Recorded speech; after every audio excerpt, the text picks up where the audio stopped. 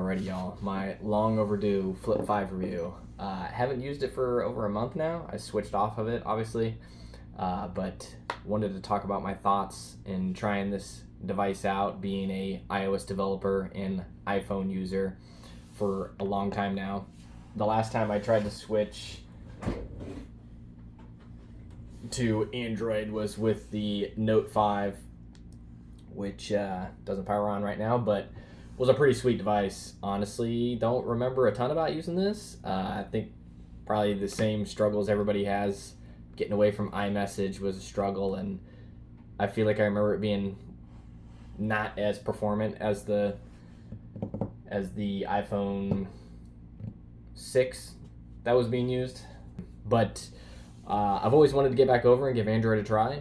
And I'm glad I did because I learned a lot of things, but I do have some thoughts on this device that hopefully will help someone who's thinking about a flip phone in general, maybe. So let me dive into it here. Like I said, I'm an iOS developer, so let me show you an app that I've been working on to help me compare smartphones, because that's what I love to do. And I think it'll maybe help with this video a bit.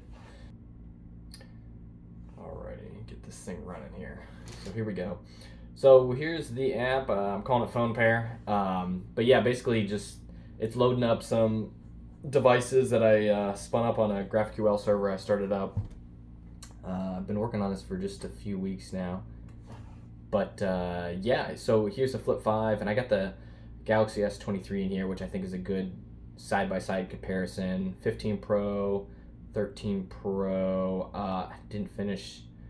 I think it was in the process of finishing the specs on this one, so ignore the specs there because they're wrong. But OnePlus Open and the Galaxy Z Fold5. So I've just got a few in here right now. Obviously, I got to get a lot more added to my server. But anyways, so just to quickly go over the Flip 5 specs in case you want to know that. 187 weight, 6.9 thickness when it's unfolded, obviously.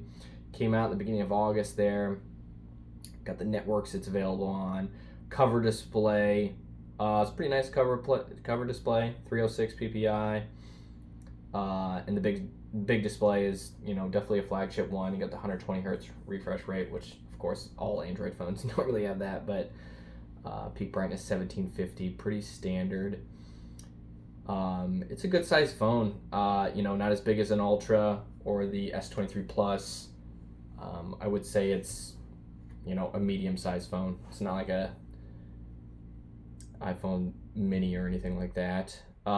Main camera, a little bit lacking in my opinion, but I mean, so 12 megapixel, you only got two lenses on it, the 12 megapixel and the 12 the 12 megapixel main and the 12 megapixel ultra wide.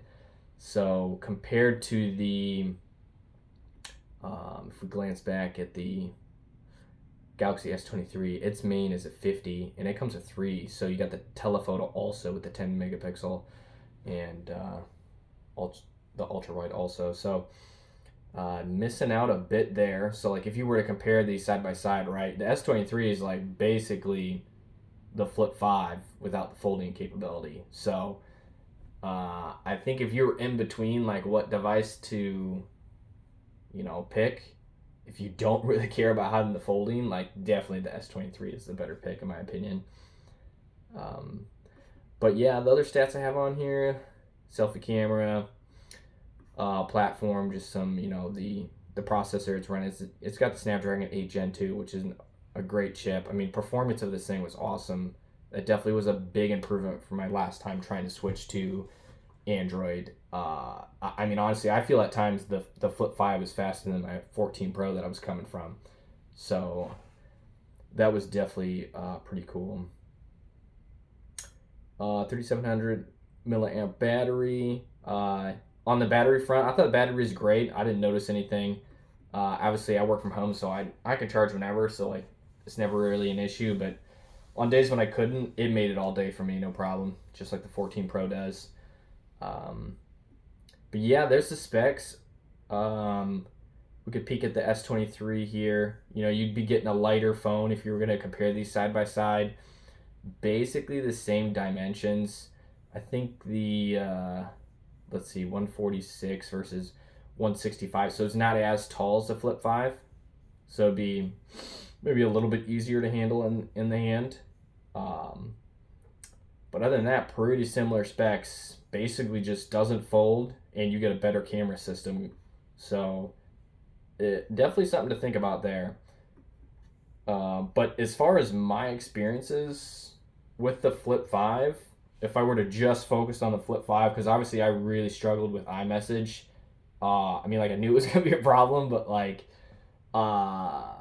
looking back on the Switch, like, I think there's literally one person I text that has an Android phone. Everybody else that I message regularly has an iPhone, and a lot of them are just group chats.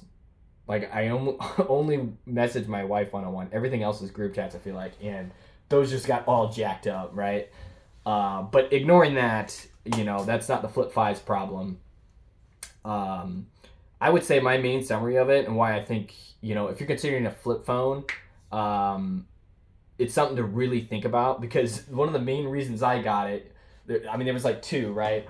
For one, I've wanted to try a flip phone for a while now. I mean, I love phones. I keep as many as I can afford to. But, you know, I have my original Motorola Flip here, which was an awesome device. I love looking back on these things. I mean, I love handheld gadgets, so I thought it would be sweet to have something like this again. I thought I would utilize the cover display. I thought it would be sweet to pull this out of the pocket and just use this right on the front. But I found myself never using that. I did not find it very useful.